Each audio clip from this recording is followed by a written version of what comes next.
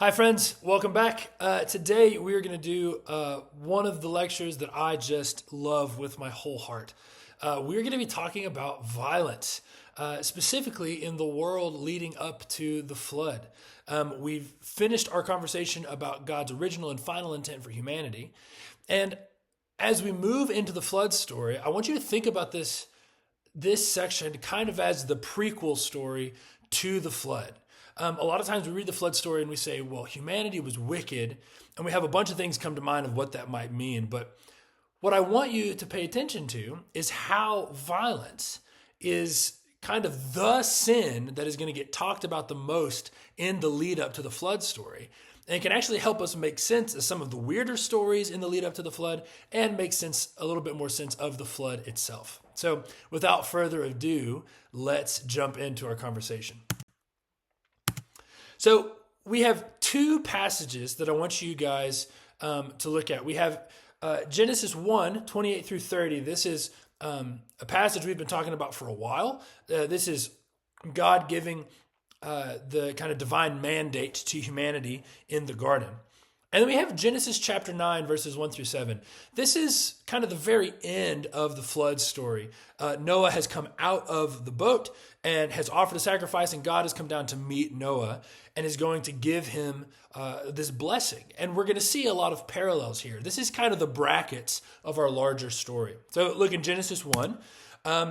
Be fruitful and multiply, or as the students and I have started calling it, be fam.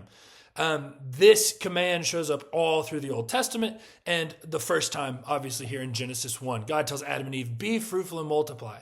And last time in our lecture, we talked about how this doesn't just mean have children. It is participating in the divine life. It is being creative as God is creative. And it also seems to imply the garden is here in Eden, and part of our job is to make the rest of the world look like the garden. This beauty that God has created, we are sub-creators, and we are creating with God, making the rest of the world look as beautiful as God has intended it to be. We also see in this passage, God gives humanity dominion. We are not only called to be fruitful and multiply, but we are kings over this creation, called to rule and reign over this creation. And the other thing we see in this passage is food is given as a gift. One of the things we've noted is that it's specifically fruit here. In Genesis 1, God says all of the seed-bearing plants, specifically these fruits, are given to humanity. It's not really this claim that humans are, quote-unquote, fruitarians, only eating fruit. Specifically, the food is something that is given to them. There's not really a lot of work involved. Fruit is eaten by just reaching out and receiving it. And so the food and sustenance in the garden is something that is simply received. It's not a ton of work in order to get that food. It's just a gift that we receive. Well, in Genesis 9, kind of the end of this story, we see a lot of similarities between this blessing that God gives in the one in Genesis 1 with an important difference. So in Genesis 9, we see God tells Noah, be fruitful and multiply, fill the earth and subdue it. We see God tells Noah that you're going to have dominion over the whole earth. Specifically, all of the animals of the world will be in dread of you. But there's still this call toward dominion. We see there's a mention of food as a gift, though we will note it is animals this time. We'll talk about this a little bit later. In Genesis 1, we get fruit. At the fall, we get certain plants, like green plants. And then here in Genesis 9, we also are given animals to eat. But nonetheless, a food gift is offered. But then we get God making kind of a dark turn, right? Things go from really happy to just like, be fruitful, multiply, here's a gift, to if you kill somebody, you will get killed back. And it's this really like intense turn. Oh my gosh, God, where did that come from? You can see this like little poem that shows up here in Genesis 9. If any man sheds the blood of a human, by a human will his blood be shed. And it's kind of this dark, kind of heavy metal moment. And so my question is, what changed? What happened between Genesis 1 and Genesis 9 where God felt the need to add this section on to his normal kind of routine of blessing humanity? Why is this comment, if anyone sheds the blood of a human, by a human will his blood be shed?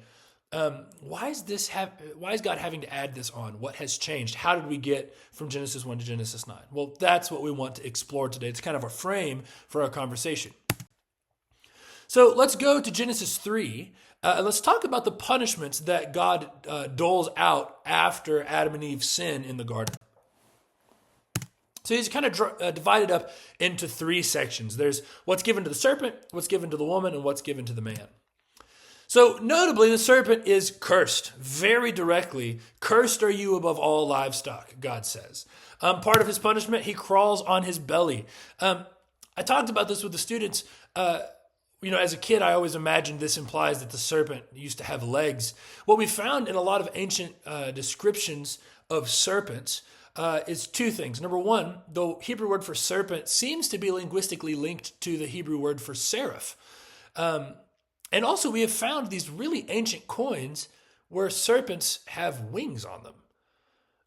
And we get this kind of weird question of like, oh, is the point of this story that this serpent had wings beforehand? Well, as we've already seen, right, Genesis, the story of Genesis is kind of giving us memes, so to speak, for the book of Revelation. And how is the book of Revelation depicting the devil? As this dragon figure. So this note that he's going to crawl on his belly, maybe implying that there was these wings beforehand, is actually a really helpful link as we move to the book of Revelation, this image of a serpent or a flying serpent as the big bad guy of the Bible. He is going to eat dust. This is going to be important whenever we get to the man's punishment. But the big one here that we really want to highlight is enmity. The serpent is cursed, and there's going to be enmity between him and the offspring of the woman. I don't know why I pointed to me when I'm talking about him as the serpent. Sorry. There's going to be enmity between the serpent and the offspring of the woman, and that is going to be very important in a second. Talk about the woman. The woman birth is going to be very difficult. And then we get this phrase, her desire will be for her husband, but he will rule over her. We'll talk about this at length in a second here. If you're reading like the ESV, this may say your desire will be contrary to your husband. It's a very similar idea here, and we'll flesh that out in a second. Then we go to the man. The man sees that the ground is cursed. God curses the ground because of the man. And now, instead of just receiving these foods, these fruits, these fruit-bearing or seed-bearing plants that he was getting in the garden, now he has to eat plants that he grows, these green plants, right? It's not so much of a gift anymore. It's more of a thing he has to go work for. And he's going to return to the ground. You are dust, and to dust you will return. This is important when we notice what is the serpent eating. He's eating dust. This tie between the serpent and the death of humans is really closely linked together here. So these are the punishments. I want to dive into each of these a little bit, take a look at them a little closer before we move on much further. So notice this. There's only two things that are cursed. Notably, humans are not cursed. This is very important. I spent a lot of time talking with the students about this. Humans are never cursed in Genesis 3. The serpent is cursed and the ground is cursed, but man and woman are not cursed. We're going to take a look at enmity, this enmity language, and we're going to take a look at this idea that the woman's desire will be for her husband, but he will rule over her. So let's start with the curses. The snake is going to be cursed and the ground is going to be cursed. Very importantly, humans are not cursed. This is important because of what God says on the sixth day. God says after he creates humans, they are very good. So if God then curses humans, we run into what St. Athanasius is going to call the divine dilemma. God has declared humanity to be very good. If he curses humans, that implies that he was wrong before. And we can't have a God who is incorrect or who lies. If God curses humanity, then he lied on day 6 when he says they were very good, and he can't do that. Athanasius is going to describe the divine dilemma like this. God has declared humanity to be good, and yet they are evil. And so he must find a way to make them good again, right? Think of it this way. God has, if humanity is good, but they're sinning, God has declared them to be good, but he also has to be just and punish them. How can he do both of those things? How can he punish the sin, seemingly by death? How can he punish the sin, but also declare them to be good? these two things seem at odds with each other, and that's going to create a problem. But importantly, what we see here, God does not curse humanity, because if he cursed humanity, he would be saying, I was wrong earlier. They are not very good. It's actually really, really bad. He can't curse them. So very important distinction here. All right, let's talk about enmity. Enmity. This may seem similar to the word enemy if you're not familiar with this word. There's going to be enmity between the serpent and the woman, but specifically with the woman's descendant. This word descendant is singular, and that's important. We see that there is going to be a descendant of the woman who him and the serpent are going to get into a fight. And this fight is going to look very specific. The serpent is going to bite the heel of the descendant. And that's rough. Right, that's not going to be fun by any means. If a serpent bites your heel, that's painful and it's not a good time. It's not the end of the world, though, either, right?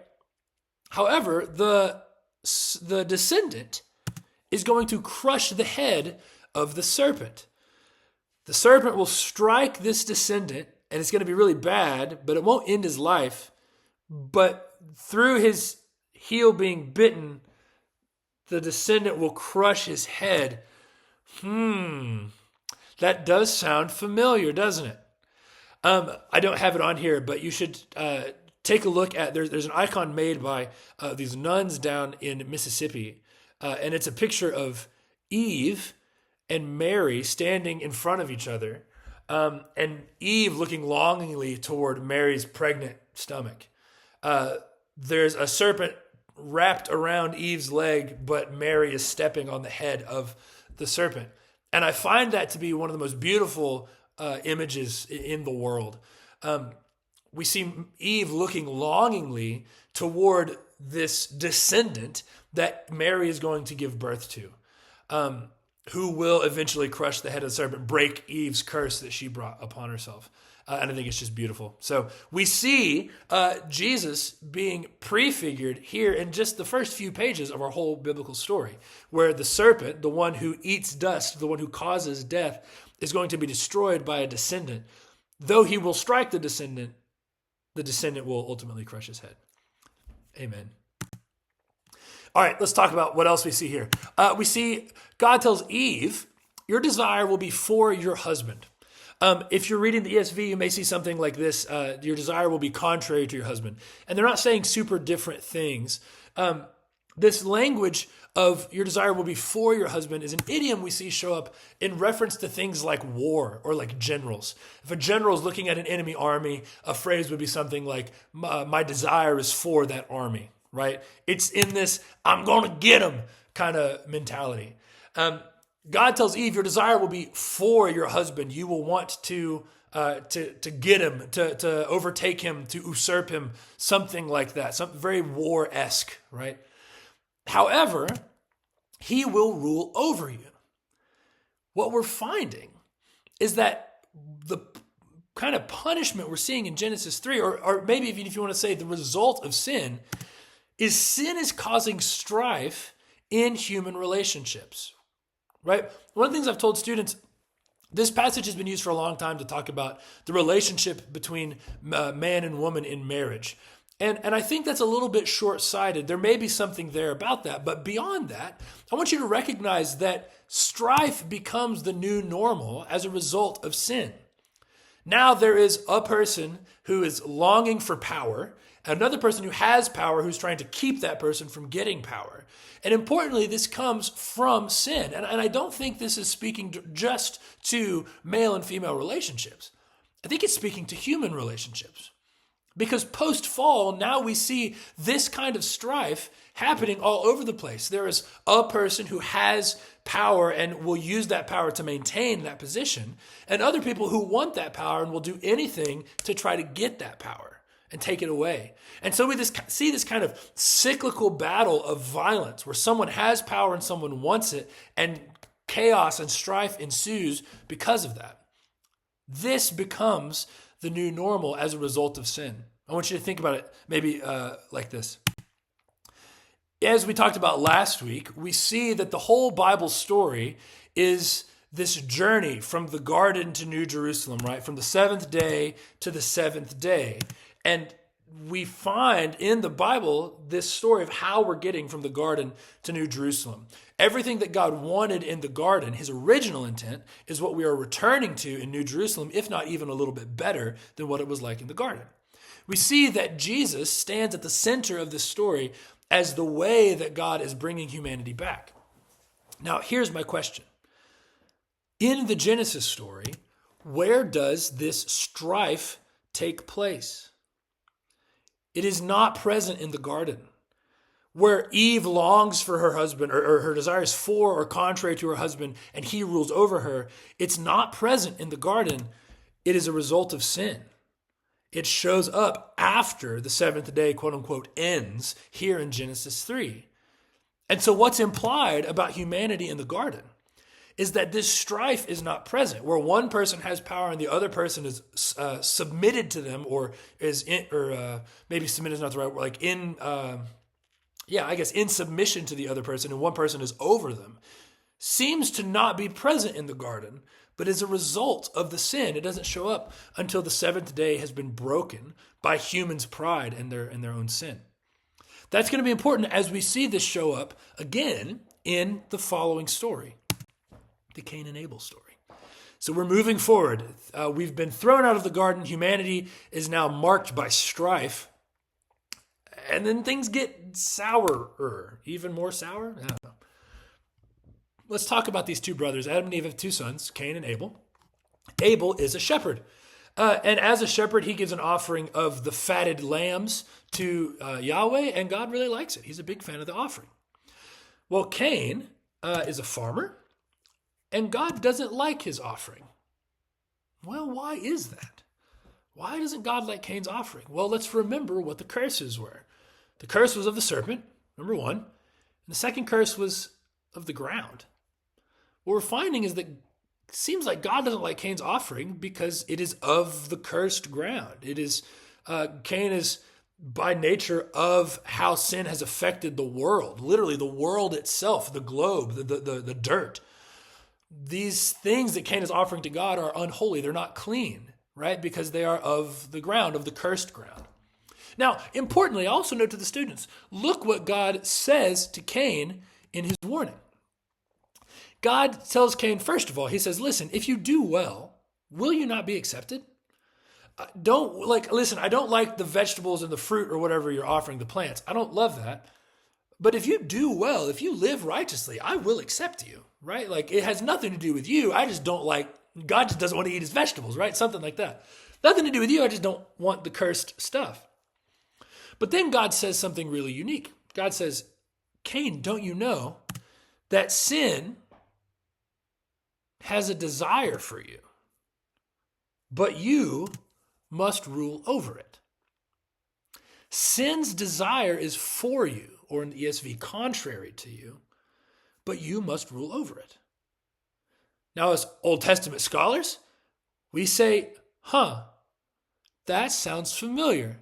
In fact, I just read that one chapter ago, right? God comes to Eve and says, Eve, your desire will be for your husband, but he will rule over you. We see this strife that we just finished talking about that marks humanity. God is identifying something, right? This strife between humanity is the result of sin. And so God comes to Cain and he says, hey man, let me be very clear. Sin is trying to convince you that humanity is your enemy, when in fact, humanity is not your enemy. Your brother is not your enemy. In fact, if there's anyone you need to be trying to fight and rule over, it's sin. Sin has already broken into the world. It's convinced your parents that they're at odds with each other. It's trying to convince you that you're at odds with your brother. And that's simply not true. It echoes what the Apostle Paul will later say in Ephesians, right? We wrestle not against flesh and blood, but against principalities, against powers, against the rulers of darkness of this world, against spiritual wickedness in high places, right? What we see God doing here in Genesis 4 is saying, hey, listen, this kind of strife is not what I want. I do not want humans to be at war with each other. This is the result of sin. It wasn't how I made things in the garden. It's a result of sin. But Cain, I need you to be aware that there is a fight, and that fight is not between other humans. It's not with you and your brother. It's with sin. Because sin wants to conquer you. Sin wants to take you over and take your spot as the rightful ruler of this world. And you must rule over it. We're finding that the Genesis 3, the punishments or the results of sin, where there is human strife between each other, is not God's desire. Rather, if God says, if you want to have a war, this is the war worth fighting, where sin's desire is for you and you must rule over it. Unfortunately, Cain couldn't care less what God has to say, and he's going to kill Abel. God's going to come to Cain and he's going to say, where is your brother? Again, our alarm bells start going off. In Genesis 3, God comes to Eve and to Adam after they've sinned, and they go, God says, where are you? Well, we're getting echoes, right? What God says to Cain after his sin is very similar to what God's going to say to Adam and Eve after their sin. And then if you want to imagine it this way, you can almost feel God getting a little exasperated. What have you done? What have you done? The sin has escalated quickly. We went from pride and eating a thing we were told not to eat immediately, not to just like stealing or to more lying, but immediately to murder. As soon as humans do what's right in their own eyes and not what God has offered, we become as heinous as possible. We immediately pivot straight to murder. And so what we see is God getting, you don't want to say bent out of shape because it's God, but very, very angry and scared and sad. What have you done? He curses the ground again. And so now on our list of curses, the snake's been cursed, but the ground has been cursed 2 times. And we see God's response is one of almost like weeping. And the reason is Cain has directly inverted God's design for humanity. Remember we talked about last time. God says, be fruitful and multiply. Our call is the triune God of grace in his eternal love creates life, right? By nature of who he is, he creates. And he invites humans to do something similar. To have children, to create life that way. To take the garden and spread it everywhere else, to create life that way. And also just to be creative people, to be like God. Being a creator is the family business, and humans are invited into that. But when Cain kills Abel, he becomes the exact opposite of what God has desired for humans. As some of my students have started saying, Cain is not a sub-creator, he's a sub-destroyer. He's the opposite of what God has intended for humans. So check out our story so far. We started in the garden, we left the garden, and immediately Cain kills somebody. Cain kills Abel. Well, we read a little bit further. We go into Genesis chapter 5. We see one of Cain's descendants. His name is Lamech. And we don't know much about Lamech, but we know that Lamech also kills people, either 1 or 2 people, depending on how we read it. And so as we've left the garden, the 2 stories we've gotten have been murder. We go through this genealogy in Genesis 5, and then we move into Genesis 6. And the question is, what will humanity be like? Will they turn it around? Or is it going to continue to be more and more violence? Well, it's bad news. It's not going to be better, right? Let's talk about Genesis 6. So in Genesis 6, 1 through 4, we have a passage that is just maybe the strangest we run into in the book of Genesis. A passage that has caused many theological discussion and a fight, and also made us a little bit nervous because we see some really weird things here. So go ahead and pause the video, take a second, and go read these 4 verses. Okay, welcome back. I want to talk about a couple of things we see here. A couple of things pop out to us as really strange. So the first one is sons of God. Every day at school, we proclaim the Nicene Creed. We believe in Jesus Christ, the only Son of God, eternally begotten of the Father, etc., right? So to read in Genesis 6, these sons of God, plural, more than one, right? It can be a little jarring for us. The other thing that seems really strange here is the mention of these things called the Nephilim.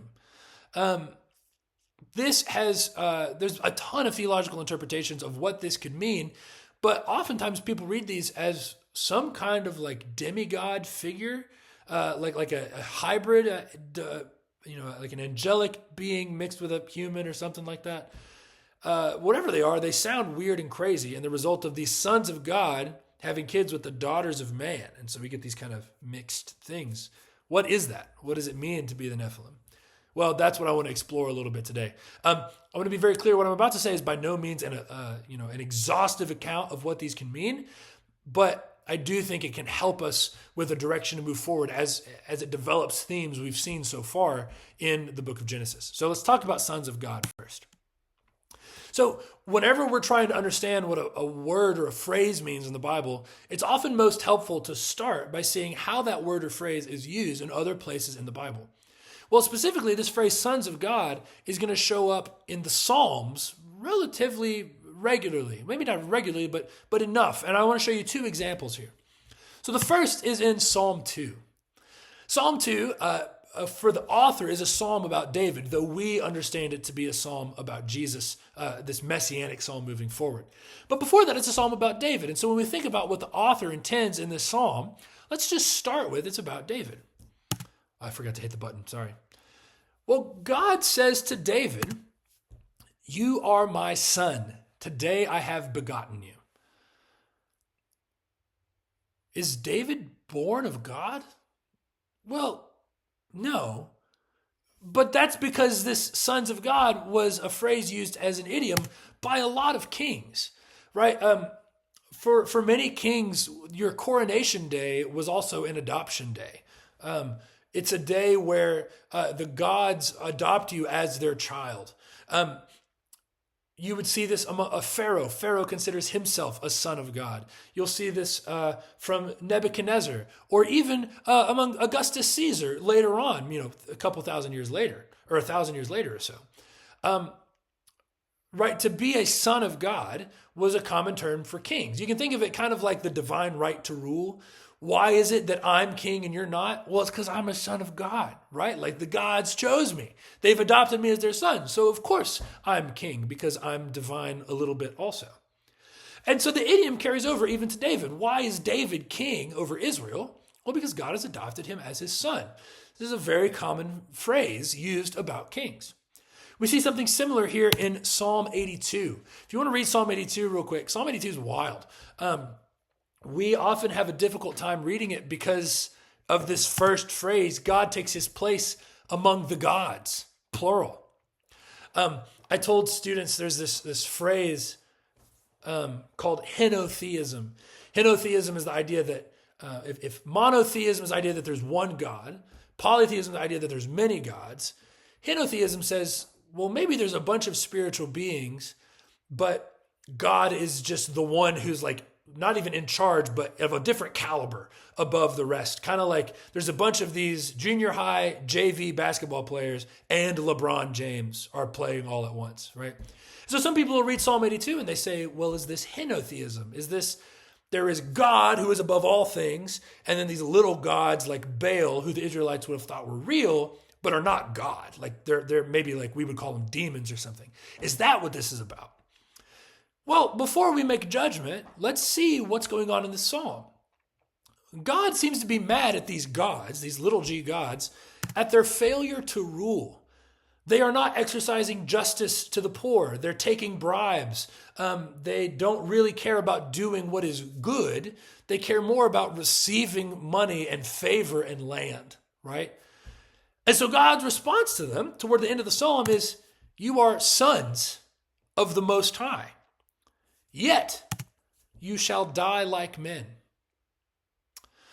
It seems very likely that what God is saying is, as he speaks to these kings who are failing to exercise justice, but kings who consider themselves to be gods.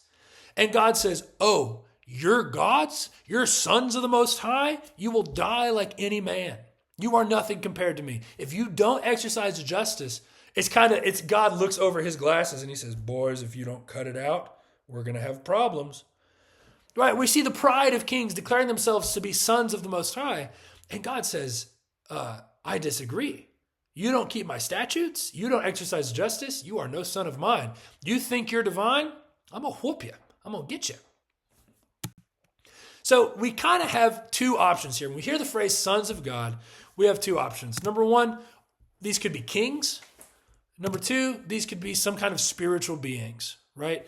And really what I want to say is in the ancient world, there's not a huge difference, right? We already talked about this, the divine right to rule. For the author, kings and divine beings are very similar. Kings kind of are divine beings. So when we hear the phrase sons of God, what's the difference, really? I don't really think it's that big. But I think we have to recognize a kingly element. Does the author think that these kings have some connection to some other spiritual being or some kind of demon or something? Maybe, right? The difference between king and divinity in the mind of the earliest readers and the early authors is not super different. But when I say divinity, I specifically mean like maybe other gods, like Baal or Dagon or something like that, like other maybe divine-esque beings, something like that. But don't worry about that, because I really think if we read these as kings, whatever else these kings thought they were or were perceived to be, they were in charge. They were kings. So for our purposes, when we move forward, we're going to talk about sons of God, specifically in terms of kings. Whatever else that might mean, they're definitely not less than kings. So let's start there. So let's talk about the Nephilim, everybody's favorite crazy mythical creature that shows up in Genesis 6. Well, what do we know about the Nephilim? Well, Genesis 6 says that these are mighty men of renown. The Hebrew phrase, Gibor Chayel, this is what's said of Gideon, right? Oh, mighty man of valor, right? When you hear this phrase, mighty men of renown, I want you to think something like Beowulf. Right, mighty men is kind of equal to like a great warrior. If you look in David's stories, David amasses his mighty men. These are his SEAL Team 6 of these crazy warriors who can kill anybody who comes against them. Right, so thinking something like Beowulf, some kind of crazy good warrior who no one can stop and always wins all of his fights. Mighty men of renown was a phrase for great warriors. So what do we know about the Nephilim? Well, number one, they're incredible warriors.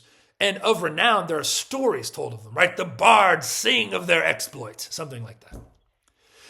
The second thing I want to talk about is the root of this word Nephilim, which is the word Nephal. Nephal is the Hebrew word that literally means to fall, right? And it's the root of Nephilim. And so often Nephilim has been translated as the fallen ones. But I want to offer a different translation that I actually think helps make sense of the whole of Genesis 4 through 6. The only root we have left of this shows up kind of in trees, right? If you cut a tree down, what is it called? You're felling a tree. If you want to say it differently, you're falling a tree, quote unquote. Whenever David goes out to fight later on in 1 Samuel, it'll say something like, and he caused many hundreds of them to fall. And you can see the image, right? You stab and then they fall down, and David caused them to fall, right? This language of quote unquote falling somebody shows up all over the Old Testament in Judges and Samuel, King stories. Mighty warriors cause people to fall. And in that sense, I want us to think of the Nephilim maybe not so much as the ones who have fallen, and where a lot of people think of like fallen angels or something, but more like the ones who fall, the ones who cause others to fall, the ones who are skilled at killing people. We already know that they're mighty warriors.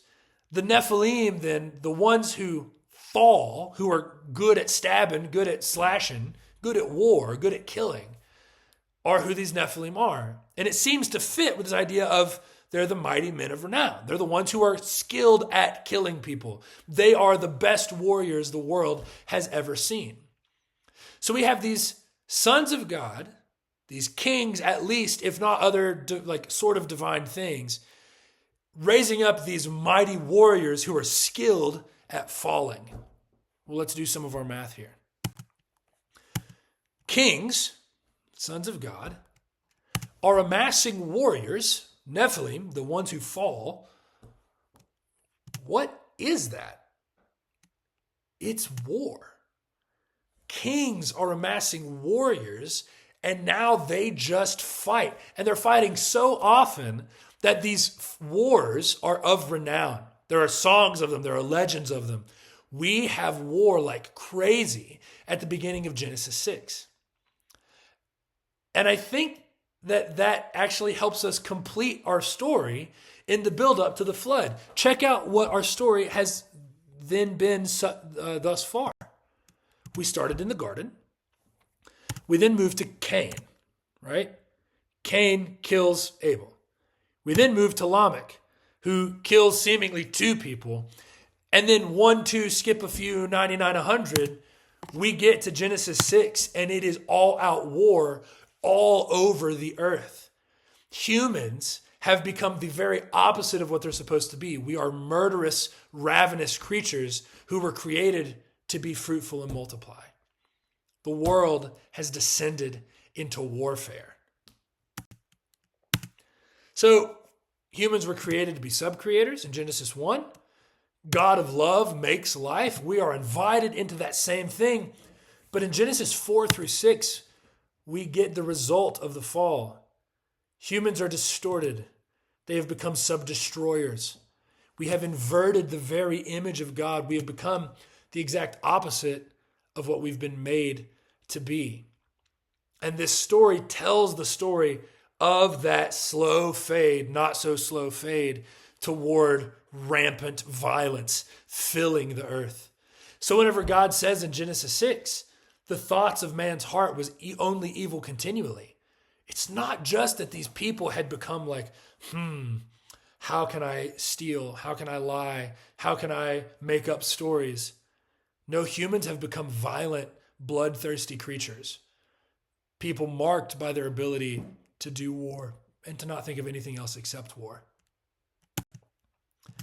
So notice God's response. God's response to seeing rampant bloodshed throughout the earth. It grieves him to his heart. It grieves him to his heart. If you hadn't had a chance to watch it, there's a movie with Steve Carell and Timothée Chalamet called Beautiful Boy. And it is a devastating movie. If you have watched it, you are well aware of how painful this movie is to watch. But the basic premise is this. Steve Carell plays this dad, and his son, Timothée Chalamet, is his great son. They have a great time growing up, but then his son gets addicted to, I think it's to heroin. And we see this kind of addiction spiral happen where dad is constantly bringing his son back home, but the son is constantly getting back on the streets, getting back into the drugs. It's just over and over and over and over and over again. And you watch this dad just grieve constantly as this beautiful boy that he had is ruining himself, constantly pursuing this thing that's killing him. I want you to think about that movie as we read the beginning of Genesis 6. God looks at creation, at these humans he made to be his sub-creators, to bear his image to the world, to show creation what he's like. These things that he's loved with his whole heart become distorted and just kill each other. And now these things that were marked by the giving of life in the beginning are marked by the taking of life immediately after their creation. And so God weeps. He grieves. And it's tough. So we come back to our divine dilemma. God has to destroy humanity, right? He's just. They're sinful.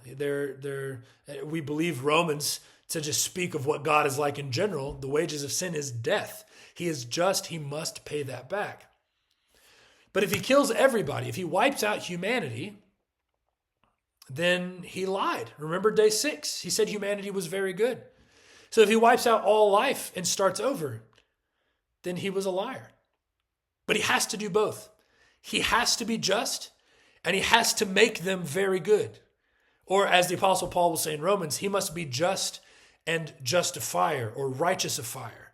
He must punish sin, but he also must make them very good as he swore. And so what is God to do? Well, God's solution is to make a new humanity. And he's going to bring that new humanity through one man. Right? Our alarm bells start going off. Oh, that sounds familiar. No, it's not Jesus here, but it is through a man named Noah, whose name means rest. God looks at the world that he wanted to be. He watches as it descends into chaos. And he says, I must deliver it. And so I'm going to make a new humanity through one man, and his name will be rest. Remember, seventh day, God reigning, the goal of the whole Bible. God is going to send one man to restore humanity to the rest that he has wanted since the very beginning.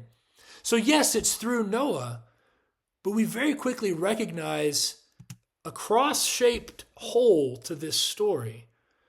Story where God sees humanity's wickedness and seeks to restore it through one man who will bring about rest. Crazy. All right, let's move on to one more thing. I have a quick appendix I want to talk about before we get into the Noah story. I want to talk about this golden age. So I want to talk about the Sumerian kings list. Now, Sumer was an ancient civilization in Mesopotamia, arguably the first human civilization that we know of. They invent the first form of human writing we're aware of, cuneiform. They're relatively technologically advanced. They've got farms. They've got cities. It's crazy. Well, they write this writing called the Sumerian Kings List, and it's kind of boring to read. It's very similar to those sections of the Bible where it's like, Ahaz reigned for 40 years, and then he gave birth to Mehimbaz, and Mehimbaz reigned for 25 years, and he gave birth to Dylan, and Dylan reigned for 50 years. Right? It's just that over and over again. But we see something really interesting.